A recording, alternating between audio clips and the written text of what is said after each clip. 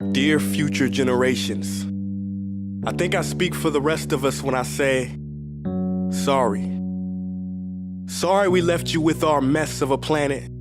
Sorry that we were too caught up in our own doings to do something. Sorry we listened to people who made excuses to do nothing. I hope you forgive us. We just didn't realize how special the earth was. Like a marriage gone wrong, we didn't know what we had until it was gone. For example, I'm guessing you probably know it as the Amazon desert, right?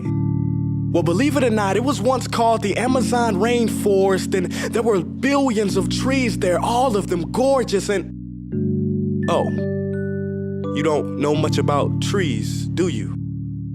Well, let me tell you, trees are amazing. I mean, we literally breathe the air they are creating. They clean up our pollution, our carbon. They store and purify water, give us medicine that cures our diseases, food that feeds us, which is why I'm so sorry to tell you that we burn them down. Cut them down with brutal machines, horrific, at a rate of 40 football fields every minute. That's 50% of all the trees in the world gone in the last 100 years. Why? For this. And that wouldn't make me so sad if it weren't so many pictures of leaves on it. You know, when I was a child, I read how the Native Americans had such consideration for the planet that they felt responsible for how they left the land for the next 7 generations.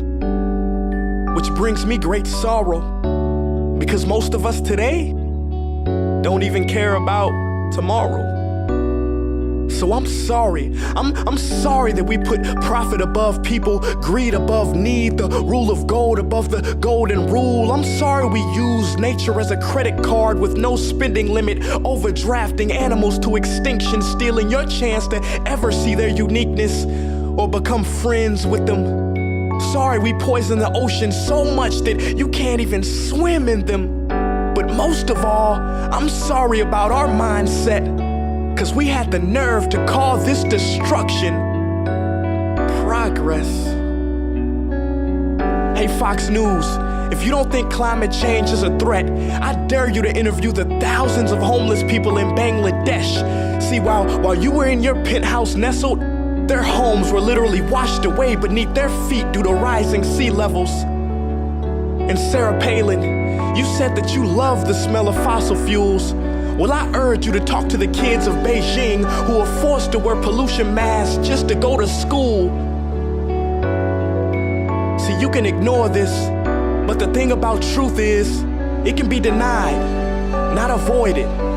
So I'm sorry, future generations. I'm sorry that our footprint became a sinkhole and not a garden. I'm sorry that we paid so much attention to ISIS and very little to how fast the ice is melting in the Arctic. I'm sorry we doomed you, and I'm sorry we couldn't find another planet in time to move to. You know what? Cut the beat. I'm not sorry. This future, I do not accept it, because an error does not become a mistake until you refuse to correct it. We can redirect this. How?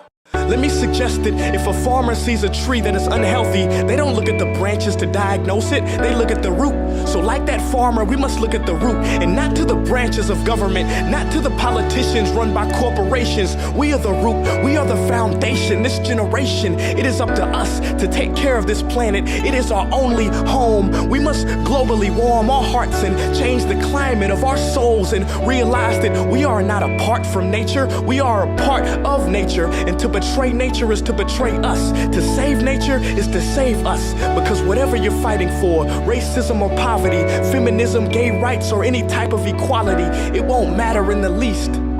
Because if we don't all work together to save the environment, we will be equally extinct. Sorry.